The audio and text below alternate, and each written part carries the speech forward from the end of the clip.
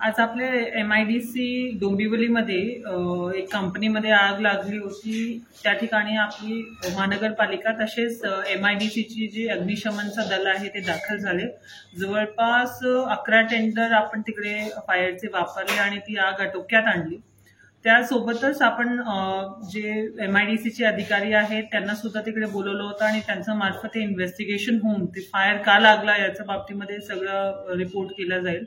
सोबत एक जो मागची आग लागल्यानंतर शासनामार्फत माननीय मुख्यमंत्री महोदयांच्या निर्देशाप्रमाणे एक कृती आराखडा समितीची स्थापना केली होती. त्या समितीचे अध्यक्ष म्हणून माननीय प्रधान सचिव उद्योग आहेत.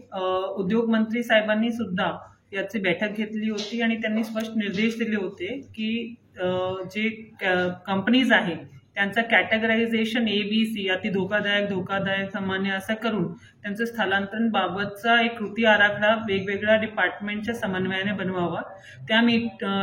त्या समितीची आतापर्यंत 3 मीटिंगा झालेल्या आहेत. त्यासोबतच त्या मीटिंगमध्ये झालेल्या चर्चाचे प्रमाणे तिकडे जे इंडस्ट्रीज आहेत त्यांचं स्थलांतरणाबाबत कारवाई करण्यासाठी एक उपसमिती नेमलेली आहे जे त्या लोकल एरियाचं सर्वेक्षण करणार. त्यामध्ये कामगार विभाग, इंडस्ट्रीज, MPCB, कॉर्पोरेशन वगैरे सगळे अधिकारी असणार आहे आणि त्यांच्या मार्फत सध्या सर्वेक्षणची कारवाई सुरू आहे.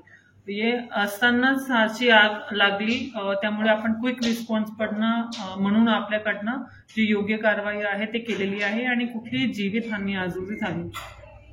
मॅडम, अमुदाम कंपनीमध्ये स्फोट झाल्याच्या नंतर त्या ठिकाणी 13 जणांचा मृत्यू झालेला आहे.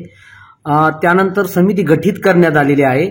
आतापर्यंत या समितीने काय त्या अहवालामध्ये सादर केलेला आहे, काय नोंदी केलेल्या आहेत आणि किती दिवसामध्ये हा अहवाल जो आहे तो शासनाला सादर होणार आहे? 28 मे 2024 शासन निर्णयाच्या अनुषंगाने कृती आराखडा समितीची स्थापना करण्यात आलेली आहे, ज्याच्यामध्ये प्रधान सचिव माननीय उद्योग यांच्या अध्यक्षतेखाली ती समिती आहे. मेजर मॅन्डेट या समितीचा हे आहे की रेझिडेन्शियल आणि इंडस्ट्रीयल मिक्स झाल्यामुळे जे स्फोट होतात किंवा फायरचे इन्सिडेंट घडतात त्यामुळे रहिवासी जे नागरिक आहेत त्यांना त्रास सहन करावा लागतो. त्यामुळे तिकडे काही ऑल्टरनेट अर्बन प्लॅनिंग झाला पाहिजे आणि ते सिटीच्या दृष्टीने झालं पाहिजे. त्यामुळे ते जे इंडस्ट्रीज आहेत त्यांचा वेगवेगळ्या जे धोकादायक आणि अतिधोकादायक कॅटेगरीज आहे त्यांना रेझिडेन्शियल एरियामधनं स्थलांतरण करायला पाहिजे.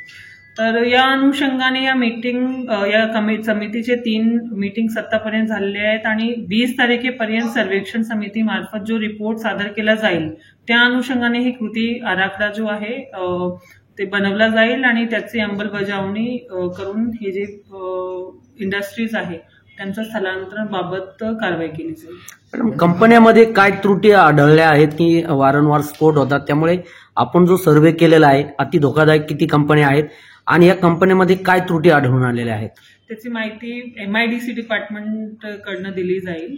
आता तो सर्वेक्षण सुरू आहे आणि सर्वेक्षण कंप्लीट झाल्यावर आपल्याला पूर्ण माहिती या बाबतीत ते मिळतील. किती कंपन्या आहेत अति धोकादायक यामध्ये? ओव्हरऑल जी कंपनी आहे ज्यांचं सर्वेक्षणासाठी घेतलेलं आहे जवळपास 250 कंपनी आहेत. अशा 270च्या आसपासचा आकडा होता त्याचा. मग त्यांचं सर्वेक्षण झाल्यावर हे आकडेवारी जी आहे अति धोकादायक किंवा सामान्य निश्चित होईल. कोणार्क, अपना शहर अपनी बातें.